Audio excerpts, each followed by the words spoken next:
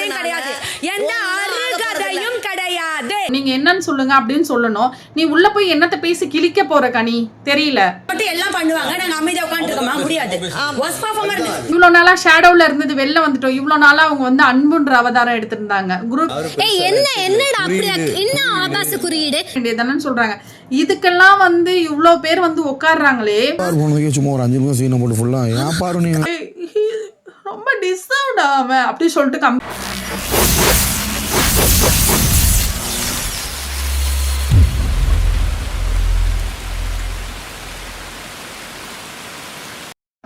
Hi hello வணக்கம் மக்களே, நிலா spark சேனலுக்கு வரவேற்கிறேன். நான் உங்கள் நிலா. பிக் பாஸ் சீசன் 9ல் டே 40ல் இன்றைக்கி என்ன நடந்துச்சுன்றது தான் பார்க்க போகிறோம். ஸோ பிஃபோர் 39th நைட்டு வந்து பார்த்திங்கன்னா சபரி வந்து வினோத்தையும் கம்ருதனையும் கூப்பிட்டு இந்த மாதிரி உங்களோட திங்ஸ் ஏதாவது காணுமா, ஐ மீன் ப்ரஷ், டங் கிளீனர் இது ஏதாவது காணுமா, இந்த ப்ரஷ் வந்து டஸ்ட்பினில் வந்து இருந்துச்சு, அதை டிஸ்போஸ் பண்ணுறதுக்காக திவ்யா எடுத்துகிட்டு போனாங்க. அதை நான் வாங்கி பேக் பண்ணி வச்சுருக்கேன். எனக்கு இன்னும் இது ஒரு சீக்ரெட் டாஸ்க் மாதிரி இருக்குது. ப்ளஸ் உங்களோட ப்ரஷ் ஏதாவது காணுன்னா சொல்லுங்கள், அதை நான் உங்களுக்கு கண்டிப்பாக எடுத்து தரேன். இதை யார்கிட்டையும் தயவுசெய்து வெளியில் சொல்லாதீங்க நான் சொல்கிற வரையிலும் அப்படின்னு சொல்லி சபரி சொல்கிறாங்க. சொல்கிறேன், இதை தயவு செஞ்சு வெளியே டிஸ்கஸ் பண்ணிக்காதுங்க, நான் என்னென்னு ஒன்று கண்டுபிடிக்கிறேன். இது பிஃபோர் நைட் நடக்குது. அன்னைக்கு நைட்டே வந்து ரேங்கிங் டாஸ்க் வச்சாங்க இல்லையா. இதில் வந்து யாருன்னா நம்மளுடைய வியானா வந்து சுபிக்ஷாவை நீங்கள் என்ன செகண்ட் பிளேஸுக்கு தகுதி இல்லைன்னு சொன்னீங்களே, எனக்கு அது என்ன தோணுது அப்படின்னா, நான் இவ்வளோ நாள் உங்கள் கூட பழகிட்டேன், ஒரு ஃப்ரெண்ட்லியாக இருந்துட்டேன், என்னோடய ப்ளஸ்ஸு மைனஸ் ரெண்டுமே உங்கள் கூட நான் ஷேர் பண்ணதுனால என்ன நீங்கள் அந்த இடத்துக்கு தகுதி இல்லைன்னு நீங்கள் வந்து சொன்னீங்களா அப்படின்னு வியானாட்ட சுபிக்ஷா கேட்குறாங்க. கண்டிப்பாக நான் டிஸ்டன்ஸ் தான் இருக்க போகிறேன். அதுக்கு அவங்க சொல்கிறாங்க, அது அப்படி கிடையாது, அந்த இடத்துக்கு ஒரு தகுதியான எந்த வேலையுமே செய்யலை, ப்ராப்பராக செய்யலை, அதுக்காக தான் நான் சொன்னேன் அப்படின்னு சொல்லி அந்த கம்யூனிகேஷன் போகுது. அடுத்த நாள் வேக்கப் சாங்கு. ஸோ வேக்கப் சாங்கில் பார்வதி பார்த்திங்கன்னா அந்த அந்த பொண்ணு அது பார்வதிக்கு சப்போர்ட் இதெல்லாம் செகண்டரி. ஆனால் என்ன விஷயத்துக்கு பாராட்டணும்னா டெடிக்கேஷன் லெவல் வந்து ஒரு விஷயத்த பார்வதியை நம்பி கொடுத்தோன்னா அதை டெடிக்கேஷன், அதாவது ப்ளஸ்ஸு மைனஸ்ஸு இதெல்லாம் செகண்டரி. கண்டிப்பாக அதில் உங்களோட பார்ட்டிசிபேஷன் இருக்கும். நமக்கு அது வந்து ரொம்ப சுவாரஸ்யமாக அவங்க தருவாங்க அப்படின்றது வந்து 200% வந்து நம்ம வந்து நம்பலாம். இத்துடன் முடிந்தது. நன்றி நீங்கள் மூவரும். ஏன்னா ஜெயிலில் இருந்துட்டு காலைல வேக்கப் சாங்க்கு ஆடின ஆளே இவங்களா தான் இருப்பாங்க. இவங்க திவாகர் மட்டும்தான் இருக்கும் அப்படின்னு நினைக்கிறேன்.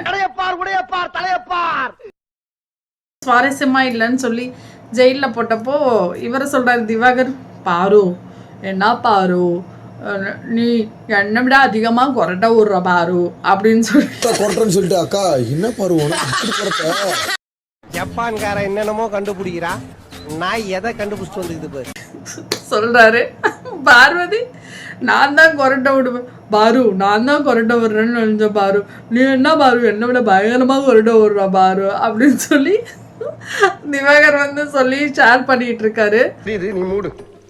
மெயின் சாப்டரே இப்போதான் ஸ்டார்ட் ஆகுது. என்னன்னா விக்கல்ஸ் விக்ரம் வந்து பிஃபோர் ஏதோ பார்வதிக்கும் அவருக்கும் உள்ள ஒரு கான்வர்சேஷனில் போடி அப்படின்னு சொல்லிட்டாராம். அதுக்கு அரோரா சீரியஸாக சொல்கிறேங்க, இவ்வளோ நாளாக அது ஏன் பேசாமல் இருந்துச்சு அப்படின்னு நம்ம யோசிச்சுட்டு இருந்தோம், இருக்கிற இடம் தெரிலன்னோம். ஆனால் அது சைலண்ட்டாக அதோட பிளேவை இன்னொருத்தவங்களோட ஷேடோவில் பயங்கரமாக பிளான் பண்ணி செம்மையாக அது ப்ளே பண்ணியிருக்குன்னு தான் சொல்லணும். அதில் யார்கிட்டேருந்து வருதுன்னு இருக்குல்ல, நான் சும்மா செவனேன்னு இருக்க விக்ரம்கிட்ட வந்து தூண்டி விடுது. என்ன சொல்லுது அப்படின்னா ட்ரிகர் பண்ணுது. நீங்கள் வந்து அண்ணா நீங்கள் இந்த மாதிரிலாம் ரொம்ப ஹைப்பர் ஆக மாட்டீங்க, இந்த மாதிரிலாம் பேச மாட்டீங்க, இர்ரெஸ்பான்சிபிளாக பேச மாட்டீங்க, ரெஸ்பெக்ட் இல்லாமல் பேச மாட்டீங்க, நீங்களே போடின்னு சொன்னீங்கன்னா அப்போ உங்களை எந்த அளவுக்கு வந்து ட்ரிகர் பண்ணி விட்டாங்க, வார்த்தைகளை நிறைய பார்வதி வந்து விடுறாங்கன்னா உங்களை, அதுவும் அந்த வக்ர விக்ரம்னு சொன்னதெல்லாம் ரொம்ப தப்பு, அதெல்லாம் ஆக்செப்டே பண்ண முடியாதுன்னு சொல்லி இங்கே போட்டுட்ருக்காங்க பார்வதியை பற்றி அரோரா. ஐயோ நிஜமா பாய்சனுங்க. இவ்வளோ நாளாக ப்ளே பண்ணலன்னு நினச்சிட்டு இருந்தோம். இப்படி ஒரு ப்ளே, அதாவது இன்டெரக்டாக யாருக்கும் தெரியாமல் இன்னொருத்தவங்கள்ட்ட சொல்லி பேசி இப்படி ஒரு ப்ளே பண்ணுதுங்க அந்த பொண்ணு. ஸோ யார்ட்டையும் உன்னை வெளியில் தெரிலன்னு Vijay Sethupathi sir, Bigg Boss, peoples எல்லாம் சொல்லவும் இப்போ மேடம் வந்து இப்படி குதிச்சிட்டாங்க. இப்படி சொல்லவும் பார்வதி வந்தாங்க. உடனே விக்கல்ஸ் ஒரு ரெக்வஸ்ட் பார்வதி, ஏன்னா ரொம்ப நல்லவர் இல்லை இவர், பாடி லாங்குவேஜ்லாம் பயங்கரமாக வச்சு பயங்கரமாக பேசிகிட்டு இருந்தார்ல.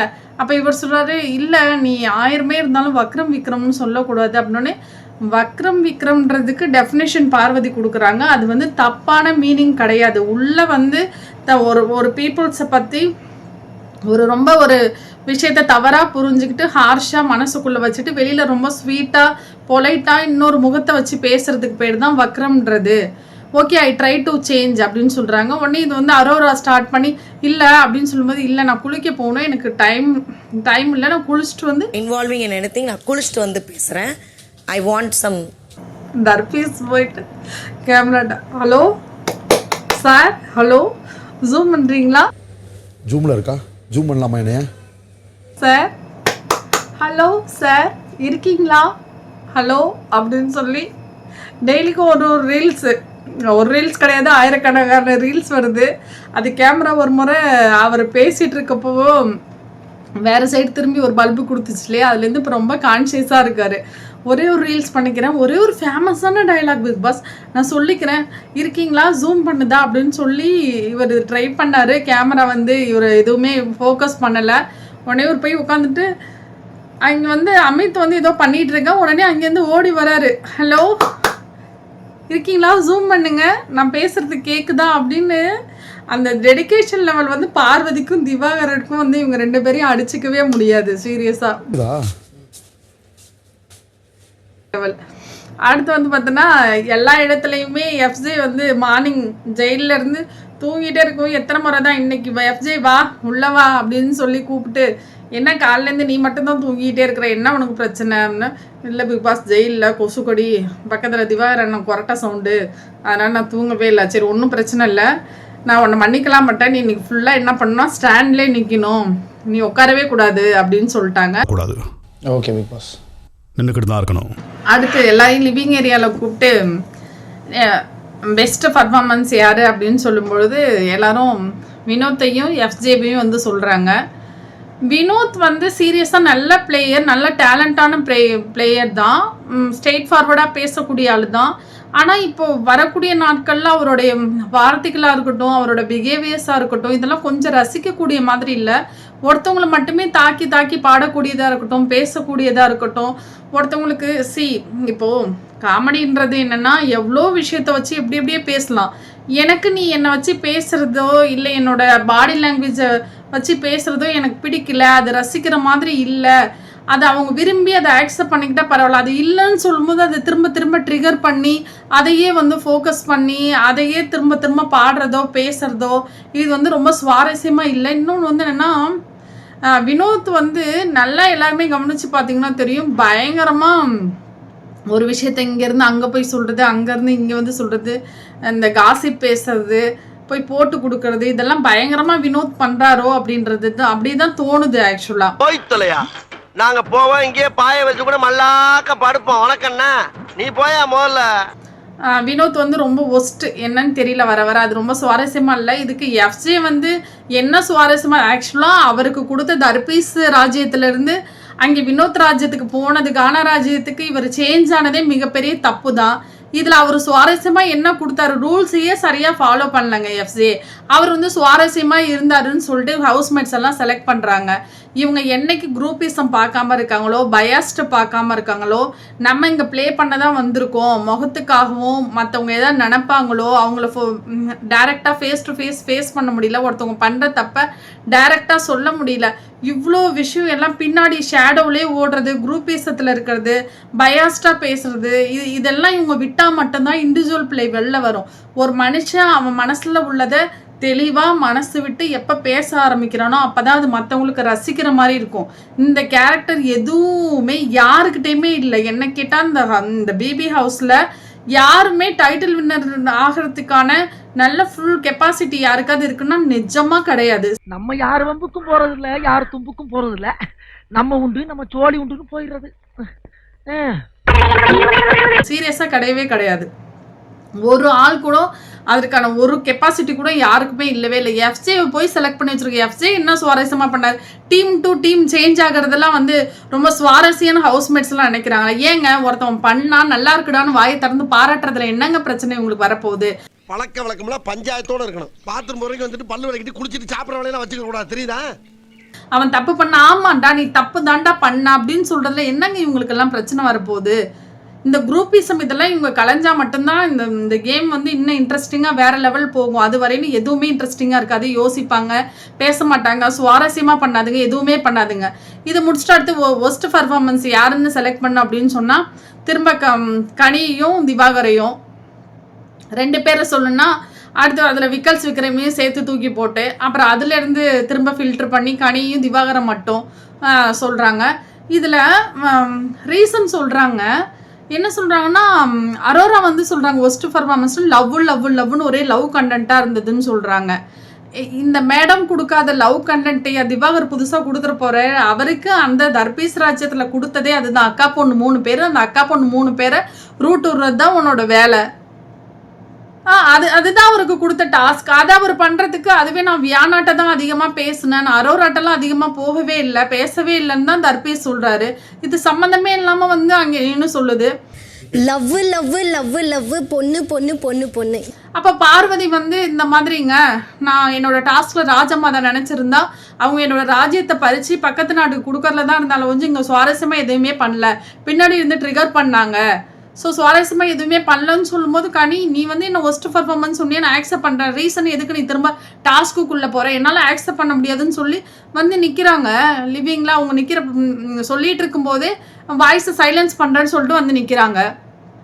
இதுவே அந்த வீட்டில் வேற யாராவது பேசும்பொழுது இப்படி போய் பக்கத்தில் நின்று இல்லை நான் வந்து நீ ஒஸ்ட் பர்ஃபார்மன்ஸ் சொல்லி நான் ஆக்செப்ட் பண்ணானா நீ வந்து இதுதான் சொல்லி மென்ஷன் பண்ணி சொன்னா அதை நான் ஆக்செப்ட் பண்ண மாட்டேன் அப்படின்னு சொல்றது என்ன மாதிரியானது? அப்போ இவ்வளோ நாளாக ஒஸ்ட் பர்ஃபார்மன்ஸ்ன்னு சொல்லிட்டு எல்லாம் ஜெயிலுக்கு போகிறாங்களே, அப்போ அவங்களாம் யாருங்க?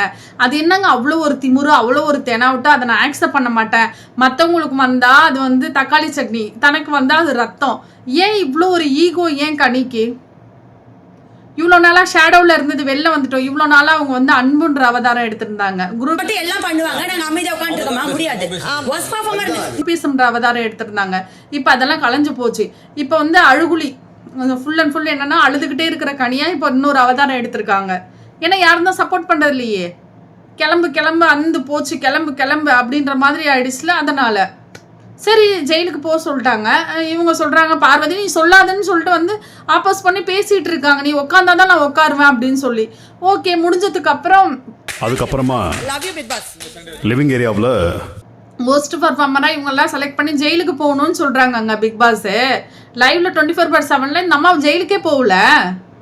நான் அவர் கூட போக மாட்டேன்னு சொல்லி இந்த அம்மா வெளியிலே தான் உட்காந்துருக்கு.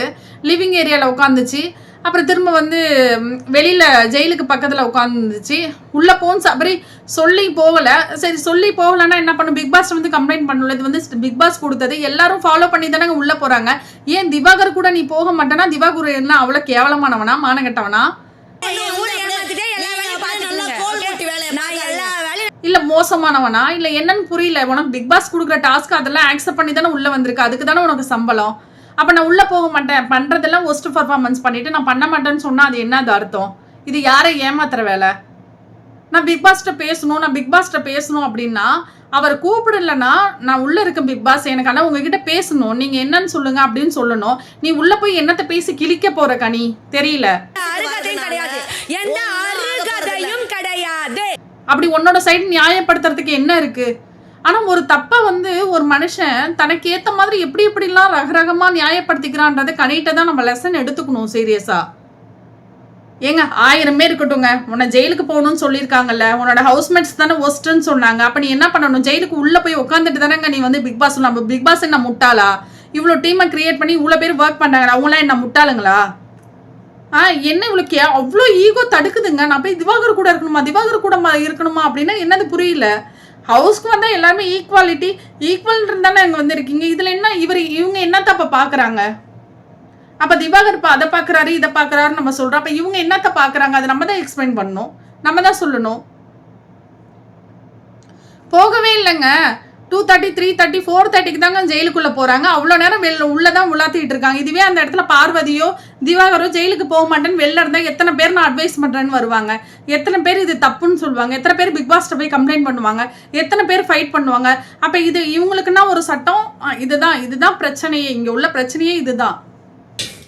அப்படிதான் சொல்லல இப்படி இருந்தாங்கன்னா இன்னொரு அந்த பிளாக்லாம் வச்சு கட்டணும் இல்லையா, ஒரு அரண்மனை மேக் பண்ணணும்.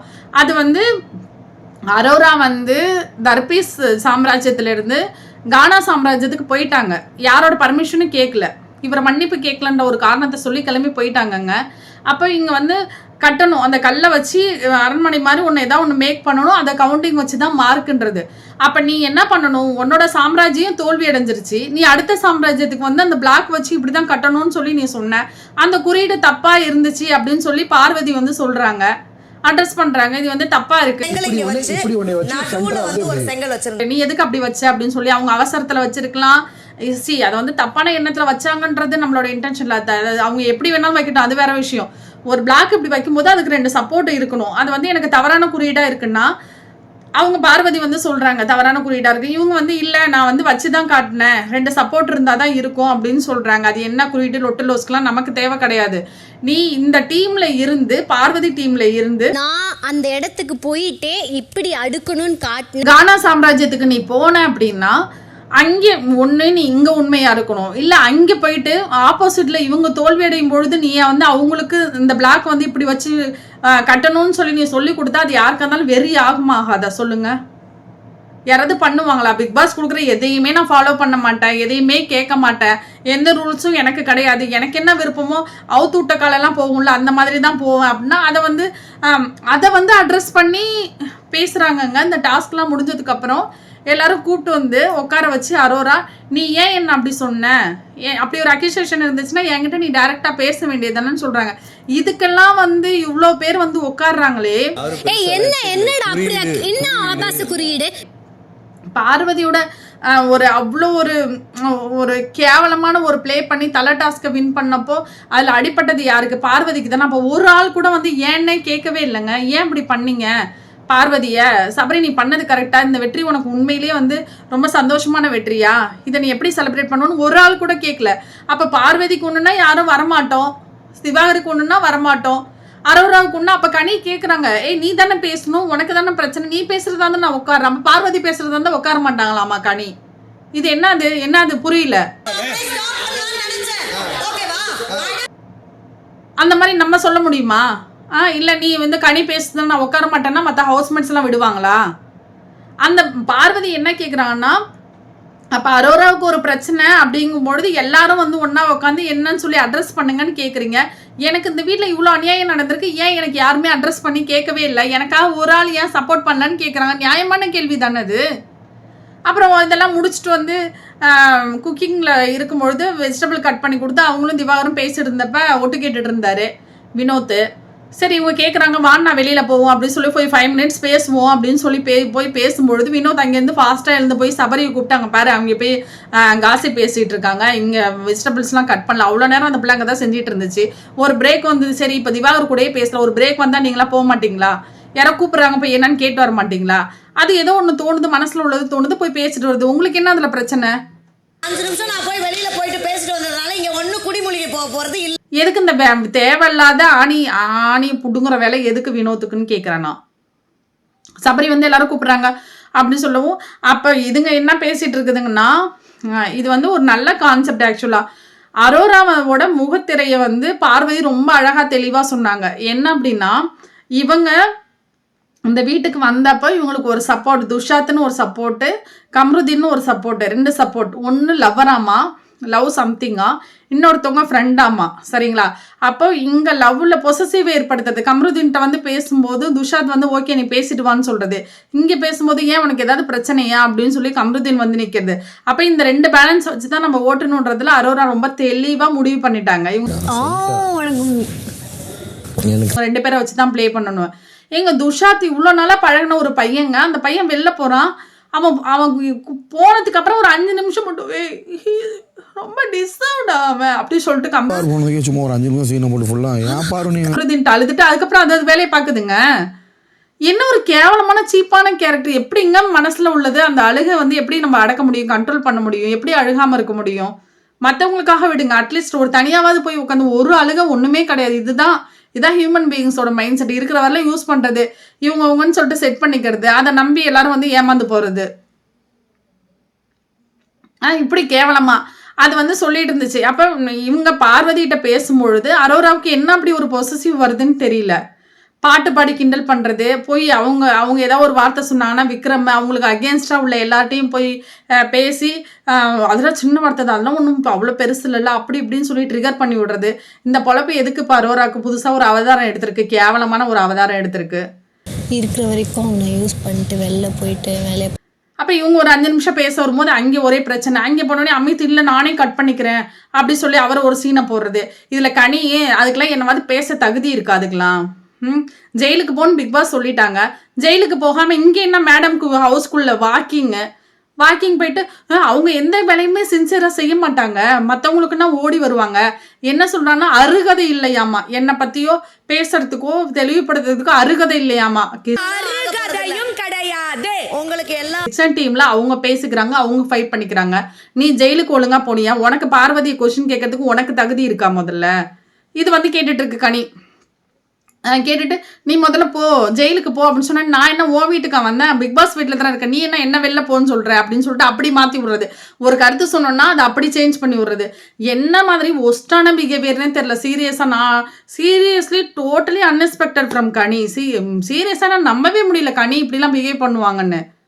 ஏன் ஒருத்தவங்க அவங்க பேசுகிறாங்க, அவங்கள வச்சு தான் ஏங்க இவ்வளோ சீசனில் பிக் பாஸில் வந்து சீரியஸாக சொல்கிறேன், இந்த சீசனுக்கு கனியும் திவாகரும் இல்லைன்னா இவங்களுக்கு ப்ரொமோவே இல்லை, ஒன்றுமே இல்லை. அங்கே சுவாரஸ்யமும் இல்லை, ஒன்றும் இல்லை, சண்டை இல்லை, அன்பு கேங்க. எங்கள் வீட்டில் எல்லா நாளும் கார்த்திகை அப்படிதான் இருந்திருக்கும். சீரியஸாக அதனால் நல்லாவா இருந்திருக்கும்?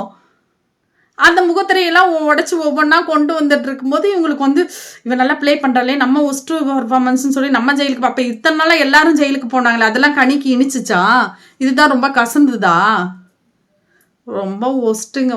வாரியாத்தா ஊர் போய் சேர்ற வரைக்கும் மட்டும் வாயை கொடுக்காம போய் சேரணும். அப்படி மட்டும் நல்லபடியாக சேர்த்து விட்டு அடுத்த மாதம் மொட்டை அடிக்கிறேன் நான். அப்புறமேல அரோரா வந்து சொல்லுது, நான் உன் கூட வந்து பேச பார்வதிக்கு ரொம்ப பொசசிவ் ஆகுதுடா அப்படின்னு சொல்லி அவங்கிட்ட வேற கலை சொன்னால நம்மளெல்லாம் வச்சு ப்ளே பண்ணிட்டு அப்புறமேல போயிட்டு அவன் யாரோ நான் யாரோன்னு இருந்துக்கோன்னு சொன்னாங்கல்ல, ஆனால் அப்படிலாம் இல்லை, நீ எதுவும் மனசில் வச்சுக்காத அப்படின்னு இந்த அரோரா எதுக்கு இந்த மானங்கிட்ட பொழக்குதுன்னு தெரியல. சீரியஸாக லவ் ஆங்கிளும் ஒன்று போகும் அப்படின்னு சொல்லியிருக்கா கலைக்கிட்ட.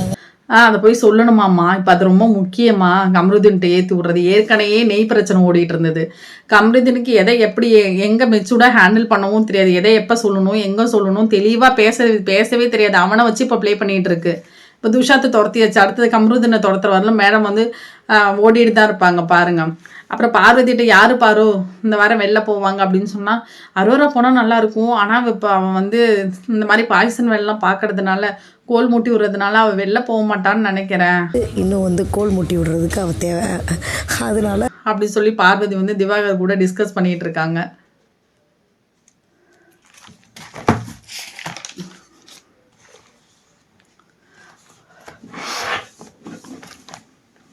அடுத்தது என்ன, கேப்டன் மதில். ஸோ இந்த கேப்டன் மதிலில் அந்த தர்பீஸ் ராஜ்யத்தில் ஜெயிச்சாங்க இல்லையா சுபிக்ஷா, ரொம்ப பயங்கரமாக டாஸ்க்லாம் சுவாரஸ்யமாக செஞ்சு ஜெயிச்சாங்க இல்லையா. அதாவது ஊர் 2 பட்டா கூத்தாடிக்கு கொண்டாட்டம்னு சொல்லுவாங்கள்ல, அப்படி தர்பீஸ் ஃபேமிலியில் இங்கே எங்கன்னு பிரிஞ்சு போனதில் சுபிக்ஷாவுக்கு ஒரே கொண்டாட்டமாக போச்சு. அவங்கள செலக்ட் பண்ணிட்டாங்க. அடுத்து பெஸ்ட்டு பர்ஃபார்மன்ஸாக செலக்ட் பண்ணது வினோத் எஃப்ஜே. அவங்க 2 பேர் லாஸ்ட் வீக் வந்து ரொம்ப நேர்மறையாக விளையாண்டு பயங்கரமாக சக்ஸஸ்ஃபுல்லாக வந்து நிலைநாட்டின சபரி. இவங்க 4 பேருக்கு தான் கேப்டன் மதில். இதில் ஒவ்வொருத்தவங்க ஒவ்வொரு காரணம் சொல்லி எனக்கு இவங்க வேண்டாம் அப்படின்னு சொல்லி எல்லாம் போய் ஒரு பேலன்ஸ் பண்ணி நிற்கணும். லாஸ்ட்டாக ஒவ்வொருத்தவங்க 11 மெம்பர்ஸ் தான் அதில் பார்ட்டிசிபேட் பண்ணிட்டோம்.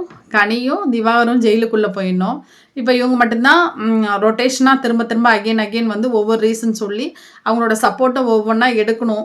லாஸ்ட்டு யார் சப்போர்ட்டோட அங்கே இருக்கிறாங்களோ, அந்த மதிலில் இருக்கிறாங்களோ அவங்க தான் வின்னர். அஸ்யூஷுவலாக இதில் என்னென்னா ஃபஸ்ட்டு வந்து சுபிக்ஷாவை முடிஞ்ச வரல எல்லாம் பிடுங்கியாச்சு அவங்களோட சப்போர்ட்டை. அதுக்கப்புறம் பார்த்திங்கன்னா இங்கே சபரி ஆட்டோமேட்டிக்கே சாண்ட்ரா போய் எடுக்க போகும்போது அவர் பேலன்ஸ் இல்லாமல் விழுந்துட்டார்.